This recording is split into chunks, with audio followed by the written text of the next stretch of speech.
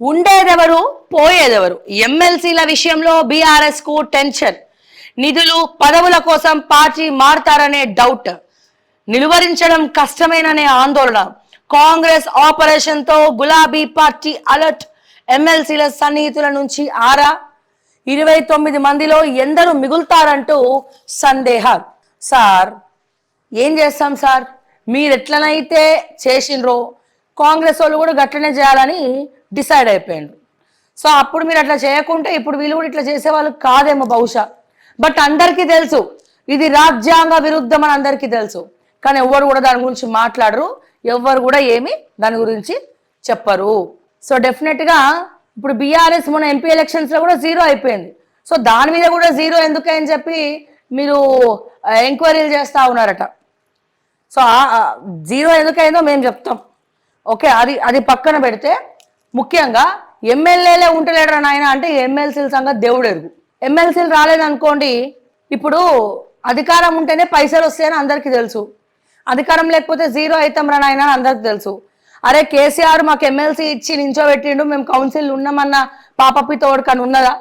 మీ పేరు చెప్పుకొని అడ్డగోలుగా పైసలు సంపాదించుకున్నటువంటి వాళ్ళు కూడా ఈ రోజున మీ వైపు ఇట్లా ఇట్లా అసలు పక్క చూపు కూడా చూస్తలేరు. మీ పేరు చెప్పుకొని దళిత బంధు స్కామ్ చేసిన వాళ్ళు, ఇసుక దున్నుకున్నాడు విడిగా ఇసుక దందా చేసిన వాళ్ళు, మీ పేరు చెప్పుకొని ఊర్లలో దందాలు చేసిన వాళ్ళు, అవినీతి చేసిన వాళ్ళు, స్కాములు చేసిన వాళ్ళు, ఎమ్మెల్యే నిధులు ఏవైతే వాళ్ళకి రావాల్సిన ఉన్నాయో ఆఖరికి దాన్ని కూడా మరలించిన వాళ్ళు, నొక్కేసిన వాళ్ళు కూడా ఈరోజు కేసీఆర్ వైపు చూడకుండా వెళ్ళిపోతున్నారంటే మీరు ఒక్కసారి ఆలోచించాలి. అండ్ దీన్ని ఎగ్జాంపుల్గా రాజకీయ నాయకులు తీసుకోవాలి. ఎందుకు? ఎప్పుడైనా సరే ఒక రాజకీయ నాయకుడికి ఉండేది రాజకీయ నాయకుడు తోడు కాదు, ప్రజల తోడు, ప్రజల సపోర్ట్ ఉన్నంత కాలం వాళ్ళు ఇట్లా వెలుగుతా ఉంటారు.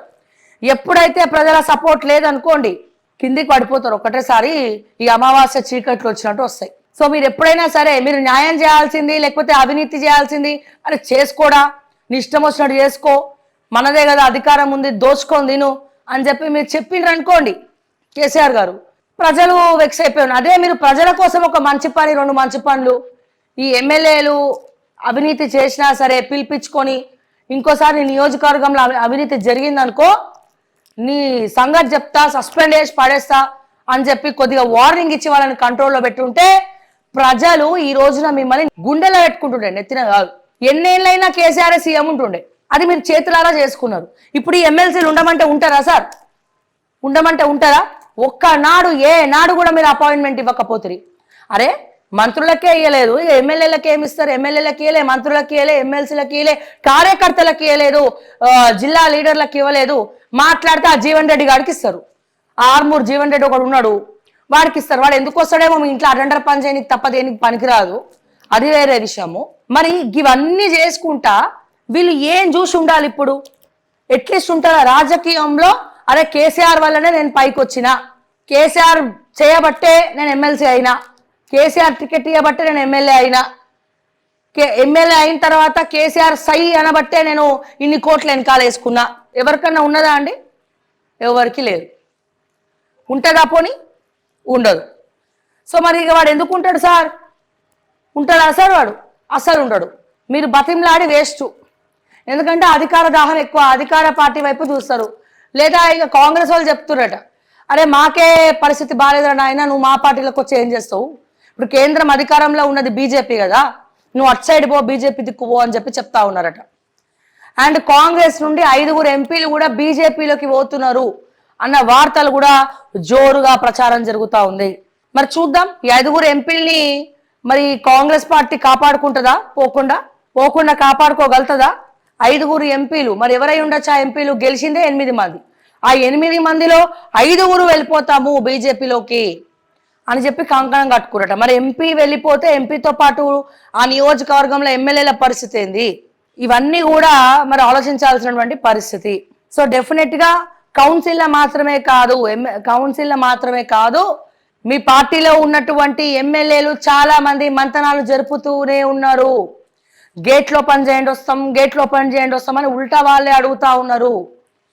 ఎందుకంటే వాళ్ళందరూ స్వార్థపరులే.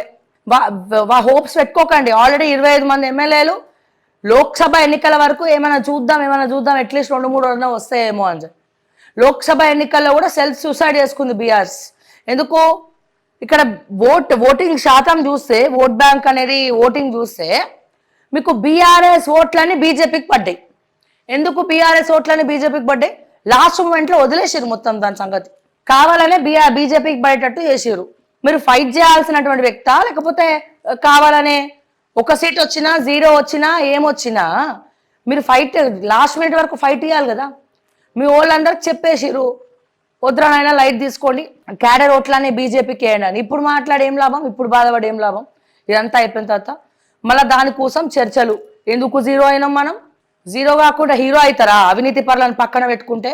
అందరికీ తెలుసు ఇసుక దందాలు. బల్కా సుమన్ చెన్నూరు పరిసర ప్రాంతాల్లో ఎటువంటి ఇసుక దందాలు చేసిండు, ఏం చేసి ఆస్తులు సంపాదించిండు, ఎమ్మెల్యే నుండి ఎంపీ నుండి ఏమేం చేసిండో ప్రతి ఒక్కడి కూడా తెలుసు. దళిత బంధు నిధుల్ని మరణించి దళిత బంధు స్కీమ్లు ఎంత కమిషన్ గుక్కిండ్రో బల్కా సుమన్ అండ్ వాళ్ళ అనుచరులు అనేది అందరికీ తెలుసు. అటువంటి బల్కా సుమన్ని మీరు ఇంకా పార్టీలో పెట్టుకొని ఊరేగుతా ఉన్నారు కదా సస్పెండ్ చేయకుండా. అంటే ఇంకా ఇంకా ఇంకా ఇంకా మీకు బుద్ధి వస్తలేదు, ఇంకా బుద్ధి వస్తలేదు.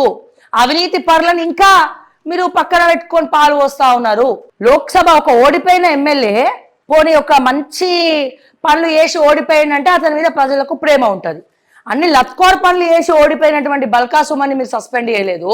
మర్డర్లు చేసినటువంటి జీవన్ రెడ్డిని, గంజాయి అమ్ముకునేటువంటి జీవన్ రెడ్డిని, డ్రగ్స్ లో ఇన్వాల్వ్ అయినటువంటి జీవన్ రెడ్డిని, అమ్మాయిలను దుబాయ్లకు సప్లై చేసినటువంటి జీవన్ రెడ్డిని, ఆర్టీసీ భూముల్ని పన్ను నామం పెట్టినటువంటి జీవన్ రెడ్డిని నిజామాబాద్ జిల్లా అధ్యక్షుడు, ఇటువంటి లత్కోర్గాలు మీ బీఆర్ఎస్ పార్టీ అధ్యక్షులుగా ఉంటే ఇంకా మీ బీఆర్ఎస్ 0 దాకా హీరో అవుతుందా కేసీఆర్ గారు అని చెప్పి నేను డైరెక్ట్ గా మీకే అడుగుతా ఉన్నాను.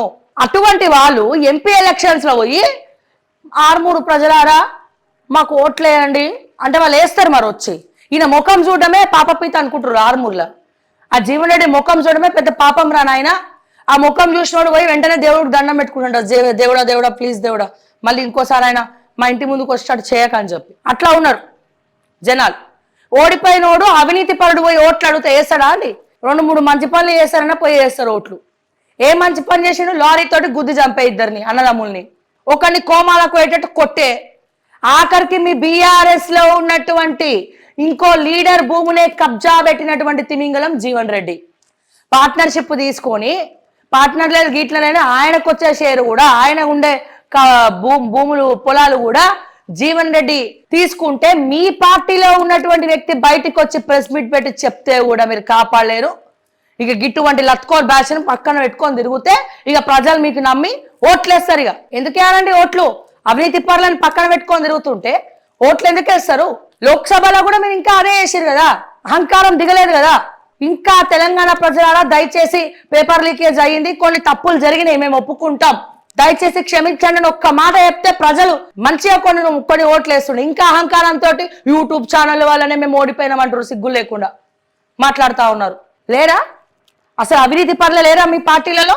వాళ్ళని తీసుకొచ్చి అధ్యక్ష పదవిని చేశారు. ఆర్ఎస్ ప్రవీణ్ కుమార్ తీసుకున్నారు. మేము ఏమైనా అన్నామా? ఆయన బీఆర్ఎస్ పార్టీలోకి వెళ్ళి తప్పు చేసిందని మేము అన్నాం. కానీ ఆర్ఎస్ ప్రవీణ్ కుమార్ గారు వ్యక్తిగతంగా చాలా మంచి వ్యక్తి, చాలా మంచి పర్సన్, ఆర్ఎస్పీ. అటువంటి వాళ్ళని తీసుకోండి, మీ పార్టీ బాగుపడుతుంది. ఈ జీవన్ రెడ్డి, ఆ బల్కా సుమన్, ఆ గువ్వల బాలరాజు గువ్వలు ఏరుకోవడానికి అనుకొస్తాడు. వాళ్ళు ఒక ఐఏఎస్ ఆఫీసర్, ఐపీఎస్ ఆఫీసర్ తోటి అఫీషియల్ గా మాట్లాడడం శాత కాదు ఆయనకి. వాళ్ళని కూడా అర్రే ఇత్తురే అని మాట్లాడుతూ ఉంటాడు. గవర్నమెంట్ ఆఫీసర్లను కూడా లెక్క చేయకుండా అర్రే ఇత్తురే అని మాట్లాడుతూ ఉంటాడు.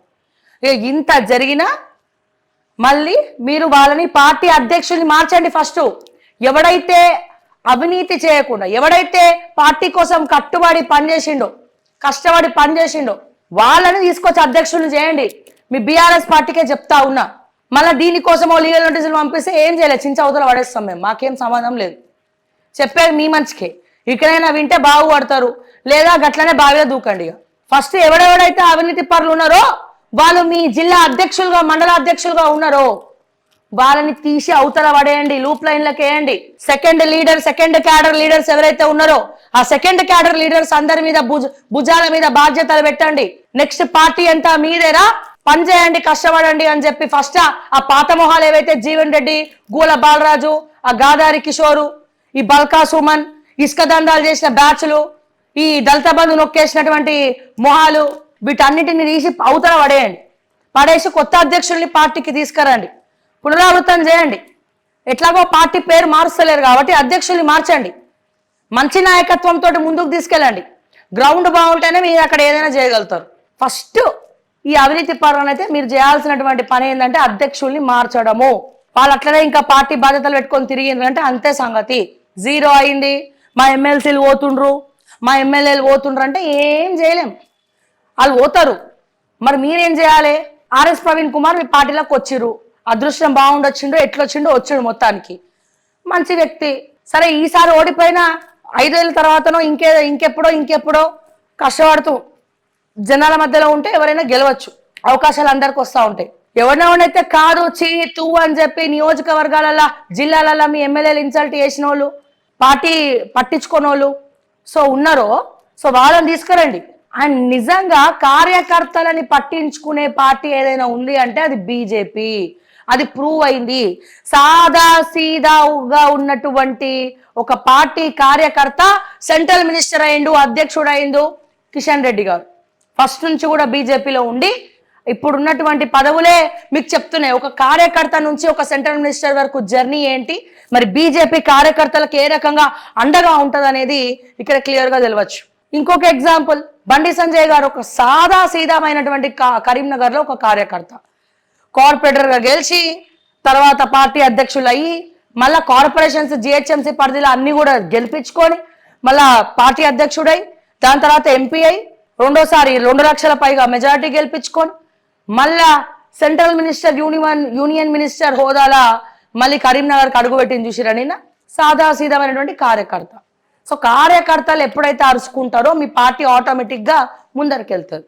లేదు మేము అపాయింట్మెంట్లు ఇవ్వం, ఇట్లనే ఫామ్లోకి వచ్చే వరకు పడుకుంటాం, ఈ మా కొడుకు ఎట్లాగో కూతురు ఎట్లాగో జైల్లో ఉంది, కొడుకు ఎట్లాగో మరి ఫ్యూచర్లో జైలుకి పోతాడో తెలియదు, అమెరికా పోతాడో తెలియదు, ఏం చేస్తాడో తెలియదు, లైట్ తీసుకుంటే ఇక మొత్తం కూడా బస్సు పట్టిపోతుంది. ఇకనైనా మేలుకోండి. ఇకనైనా మీ ఎవరైతే ఈ జీవన్ రెడ్డి లాంటి సోకాల్డ్ అవినీతి పరులు ఉన్నారో, ఎవరి ముఖాలైతే ప్రజలు చూడాలనుకోవట్లేదో వాళ్ళని ఇమీడియట్ గా పార్టీలోకి వెళ్ళి సస్పెండ్ చేసి పడేయండి, కొత్త వాళ్ళని తీసుకురండి, కొత్త అధ్యక్షులను పెట్టండి అని చెప్పి నేను మరొకసారి ఈ సందర్భంగా తెలియజేస్తా ఉన్నా.